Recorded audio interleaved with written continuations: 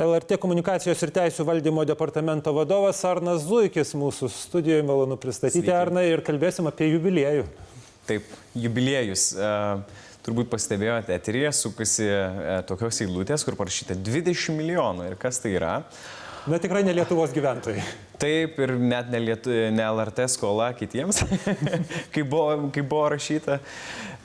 Iš tikrųjų, tai yra YouTube, LRT YouTube paskyros peržiūrų skaičius ir tai džiugina mus, nes 20 milijonų tai yra pats didžiausias iš Lietuvos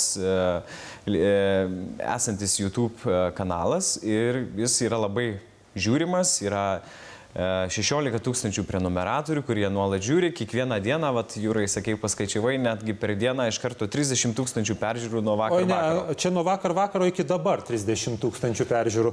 Ir mūsų žiūrovai beje mato galimybę pažiūrėti atskiras mūsų programos ištraukas. Galim pažadėti, kad pavyzdžiui, ką tik matytas reportažas apie gyvūnų vaistus, veterinarinius vaistus jau rytoj bus YouTube, taip? Taip, galim prižadėti mūsų žiūrovams. Arnai, bet kuo tai skiriasi nuo LRT tinklapio mediatekos? Tai yra skirtingi dalykai vis dėlto. Na, sakykime, LRT kaip moderniausio transliuotojo kelią, mes pradėjom dar 2009 metais, įkurdami be LRT LT tinklalapio, mes dar įkūrėme ir YouTube paskyrą, ir tada 2009 Facebook paskyrą, nors tada dar apie Facebooką mažai kas kalbėjo, ir Twitterio paskyrą.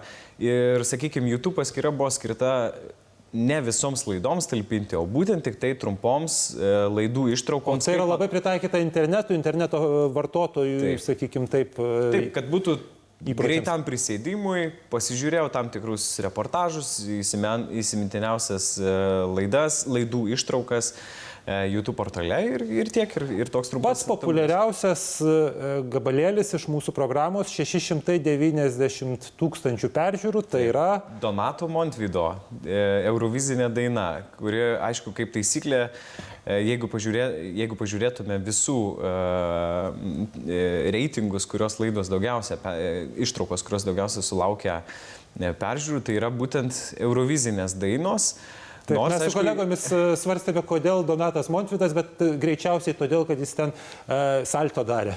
Greičiausiai ir dėl salto, bet iš tikrųjų Eurovizinės dainos, aišku, sulaukdavo ir dėl to sutraukdavo daug peržiūrų, tik dėl to, kad buvo daug žiūrima iš užsienio, nes kiekviena šalis, kaip ir lietuviai, žiūri, ką, pavyzdžiui, daro bulgarai, kokią dainą siunčia, arba ten kitos šalis, tai lygiai taip pat kitos šalis žiūrėdavo, ką lietuviai šiais metais parodys Eurovizijoje. Ir natūralu, kad, sakykime, susitelkus visą Europą, pakeldavo peržiūrų skaičių. Be galo malonu, kad tarp pačių populiariausių LRT ištraukų YouTube ir į 10-tuką patenka ir klausimėlio ištrauka. Apie Titaniką. Taip, būtent ir keista, kad apie Sabonį liko antroje vietoje klausimėlis. 111 000 peržiūrų, Titanikas 169 000, būtinai pažiūrėkite, pamatysite, bus smagu, bet gal ir ką nors naujo sužinosite, jeigu pažiūrėsite visą klausimėlio laidą jau LRT LT mediatekoje.